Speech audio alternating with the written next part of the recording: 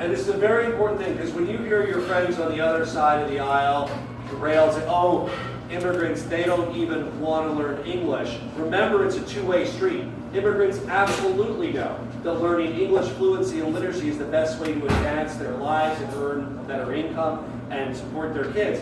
But we have to provide that opportunity to do that, right? Family literacy, adult literacy. We have to make sure that that's a two-way street. Yes, people want to learn English, but they need the opportunity to do that, whether it's one-on-one practice with a community member, whether it's classes in a church basement or after hours at a school. We need to provide those opportunities to our immigrant community to be able to learn English and better their lives. And one thing I'm going to tell you, it's a two-way street, because the lady that I've been working with, when I met her, didn't know how to say hello, and she was shy and embarrassed that she didn't speak English. And it's just, I'm so proud of her. And I'm so proud of myself to have been with her all this time, that she now is speaking English and is very active in the schools, and, you know, it makes a difference in her life as well as theirs. It really does, and that was a big part of why I started New America School. Students are able to stay in our school districts till they're 21 years old and be funded.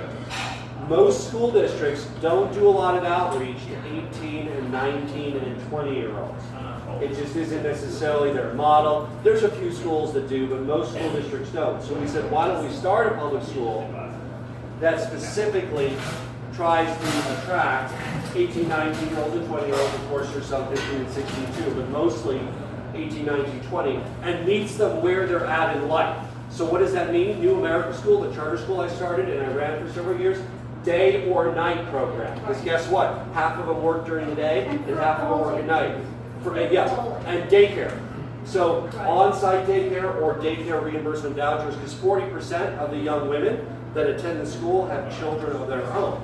So that's if you can't go to school as a young mother if you don't have some way where your 1-year-old or your 2-year-old can be taken care of. So those are real life issues that I think school districts should help solve, or charter schools. I don't care. Somebody should help solve it, right? And so it's great when there's those innovative ways of helping to solve those real life issues that prevent a mother of a 1-year-old from going to school and forcing her to drop out. So let's solve that.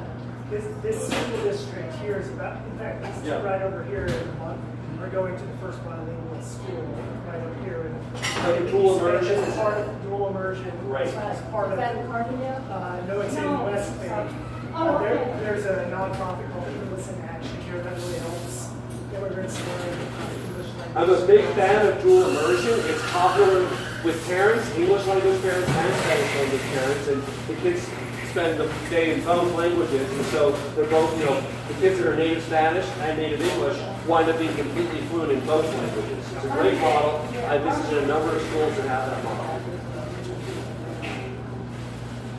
Yes? With over 60% of Colorado federal lands, and it seems like Washington, D.C., other results about public lands, how is Governor looking to be proactive? Yeah, so I work a lot on preserving our public land. So if you look at western Colorado, one of our huge engines of jobs and economic growth is the recreation industry, right? It's not just, it's the tourism, it's the quality of life, it's the companies that outfit and provide people. It's all of those jobs that are tied into our public lands. So public lands is a bread and butter issue for Western Coloradans.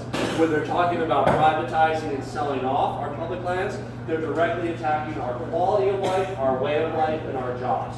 So that's why in Washington I fight that battle. As governor, I will continue to push back against any administration that seeks to destroy without a process around conservation, destroy our public lands or sell off our public lands.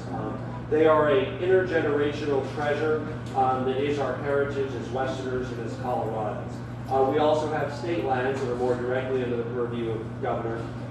We have a set aside of a few million acres that are against an amendment that the voters passed a number of years ago. So I would add to that the governor's role in protecting our state lands as well, more directly. So this is a very important fight for Western Colorado and for all of Colorado.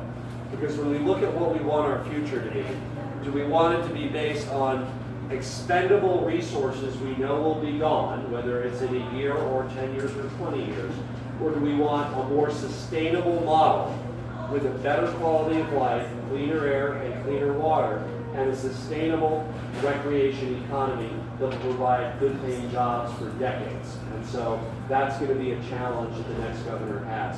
I would love your help in this endeavor. This is not going to be easy. This state is a purple state. I would love your help to be our next governor. We have a sign-up sheet.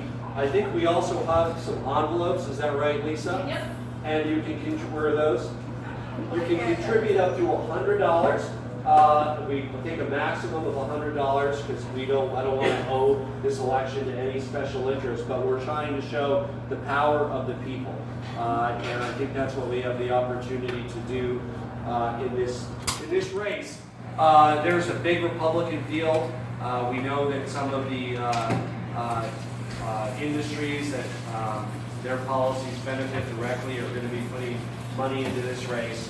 And we're working hard with a bold, progressive vision for our state that I think works just as well in Mesa County, in Yuma County, in Denver, and it's a vision for the whole state, right? We've had too much Denver centrism, and I think we need a vision for our whole state to make it work. I've represented northern, northwestern Colorado. We need to look at making the whole state more competitive.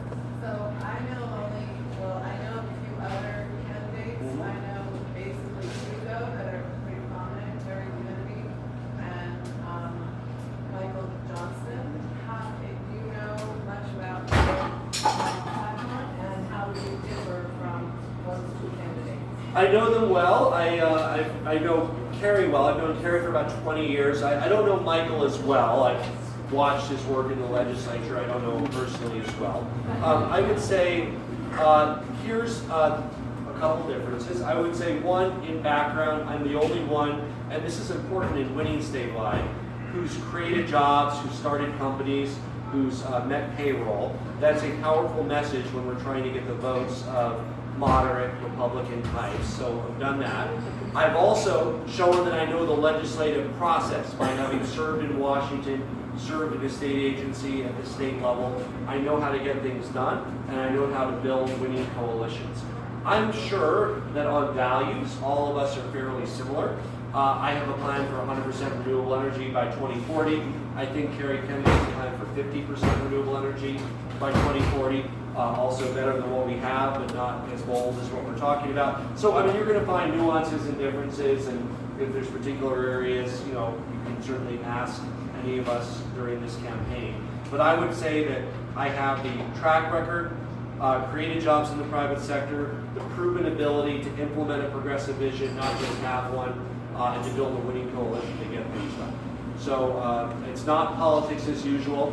I have the political experience. That's important for somebody, but that's not all I have. I've worked in education and started schools, and I've worked in business. So by being able to bring all of those worlds together as an activist first, a citizen activist first, I think I can be the most effective candidate to not just talk about, but implement this bold progressive vision.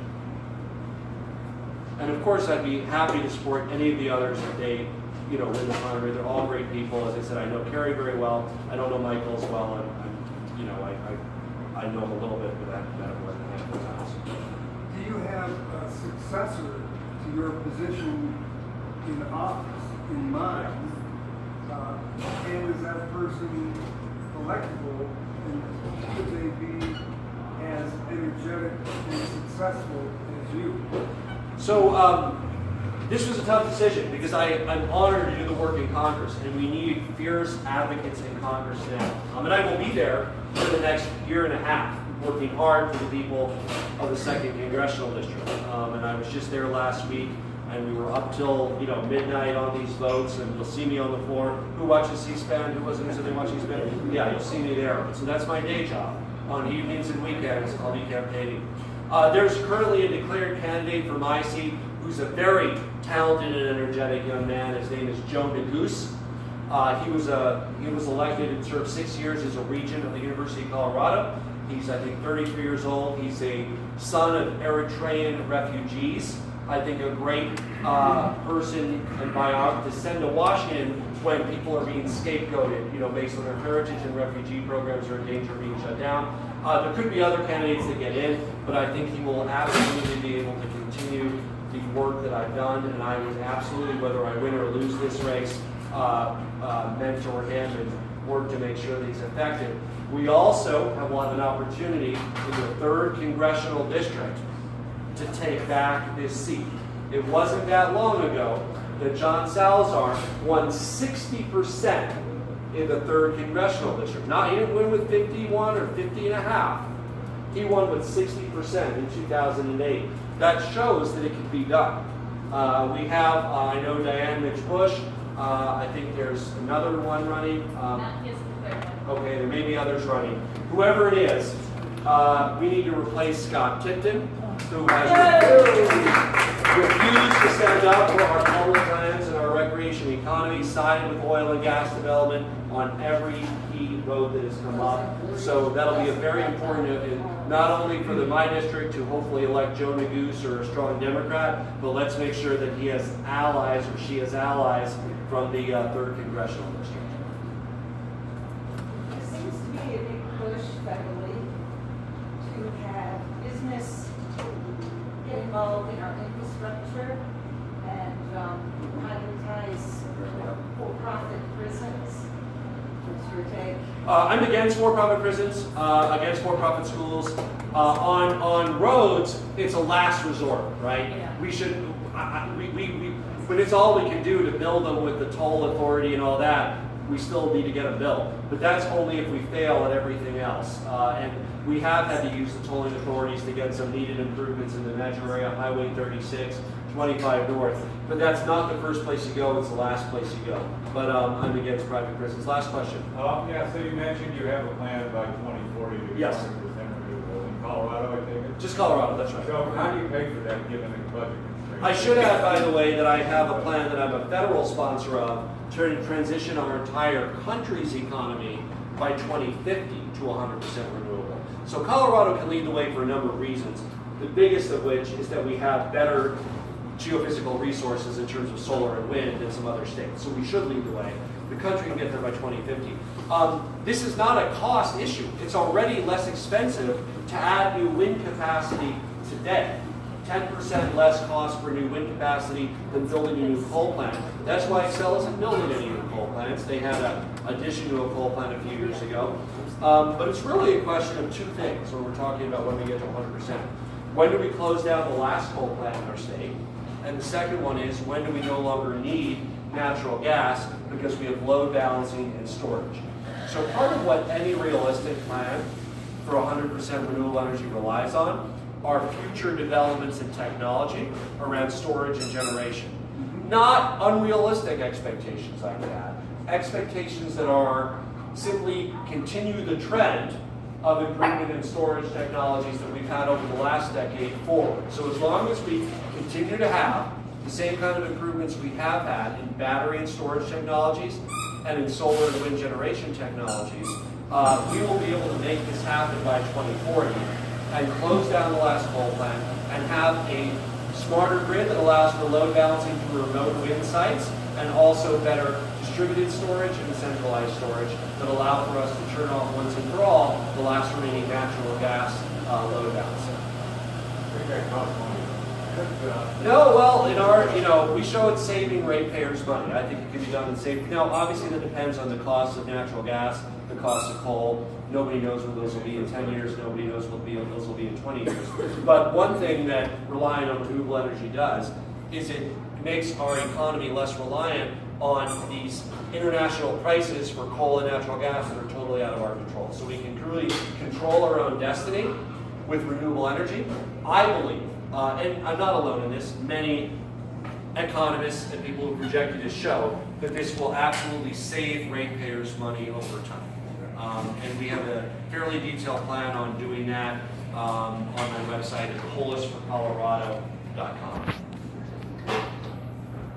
So, thank you. Look, I look forward to meeting next governor. I want to introduce my team, Lisa Kaufman, my campaign chair, Anna Timu, where did Anna go? Anna is our field person, and we will have somebody on the ground in western Colorado in the next few months, and I hope you all are willing to meet them. Introduce them around. Yeah. Well, thank you all, and I really would be honored to have your support to be your next governor. Thank